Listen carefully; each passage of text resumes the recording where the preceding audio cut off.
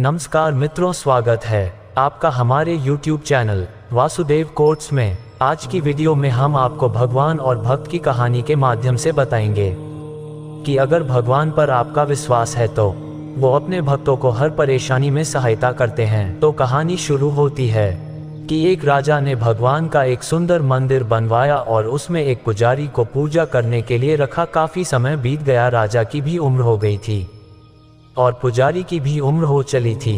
लेकिन राजा का एक नियम था कि वो हर सुबह अपने सैनिक के साथ एक फूलों की माला भिजवाया करता था और उस माला को पुजारी जी भगवान महादेव को चढ़ाया करते थे। उसके बाद जब राजा भगवान के दर्शन करने आया करते थे तब पंडित जी उस माला को भगवान के गले से निकालकर राजा के गले में डाल दिया करते थे। ये लगभग रोज की दिनचर्या बन गई थी। पुजारी जी बूढ़े हो चले थे और राजा भी बूढ़े हो चले थे। एक दिन राजा की तबीयत खराब हो जाती है तो राजा ने माला सिपाही के हाथ भिजवाते हुए सिपाही से कहा कि पंडित जी कहना कि आज हमारी तबीयत ठीक नहीं है तो आज हम आ नहीं पाएंगे, तो आज हमारा इंतजार न करें। उसके बाद सिपाही ने माला जाकर पुजारी जी को दे दी और सारी बात पंडित जी को बताई। पंडित जी ने भी माला को भगवान को चढ़ा दी। तो उसके बाद पंडित जी ने सोचा कि इतने साल गुजर गए कि भगवान की इस माला को हमेशा राजा जी को ही पहनाई है, लेकिन आज तक मैंने कभी इस माला को कभी खुद नहीं पहना। तो हो सकता है कि जरूर यह प्रभु की इच्छा है कि इतने सालों में आज मौका मिला है कि प्रभु की इस माला को मैं अपने गले में पहन पाऊं।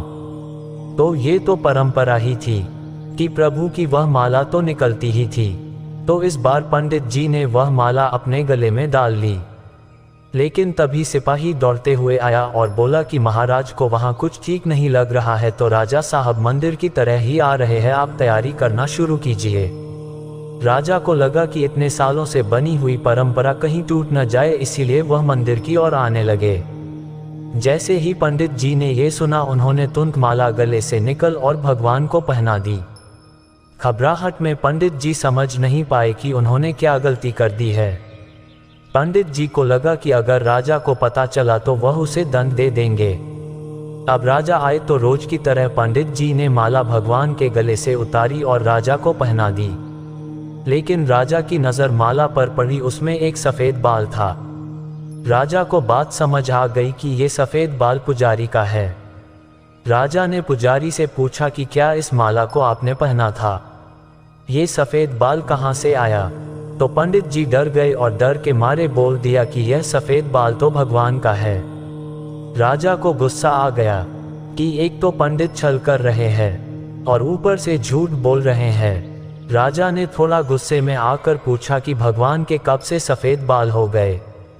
ठीक है, कोई नहीं, मैं कल श्रृंगार के समय आऊंगा, तब देखूंगा कि भगवान बाल सफेद हैं या नहीं। और याद रखना पंडित, अगर बाल काले निकले, सफेद नहीं निकले, तो कल के कल आपको इस छल के लिए मृत्यु दंड दिया जाएगा। और राजा गुस्से में तमतमाते हुए वह से चले गए। और इधर पंडित जी को अपनी मृत्यु नजर आने लगी थी। वो भगवान के आगे दंडवत कर लेट गए और बोले कि प्रभु मुझे क्षमा कर दीजिए, मैं लोभ में आ गया था, मुझे लगा यह माला मुझे भी पहननी चाहिए, मुझे बचा लीजिए प्रभु, नहीं तो कल राजा के हाथों मेरी मौत निश्चित है। पंडित पूरी रात भगवान से विनती करते रहे, रोते रहे, प्रार्थना करते रहे कि प्रभु मुझे बचा लीजिए। अगली सुबह राजा श्रृंगार के समय पहुंचा और पहुंचने के बाद राजा ने पंडित से कहा कि पंडित जी मुकुट उतारिए, मुझे भगवान जी के केश देखने हैं। पंडित जी ने डरते डरते मुकुट उतारा और जैसे ही मुकुट उतरा राजा चौंक गया।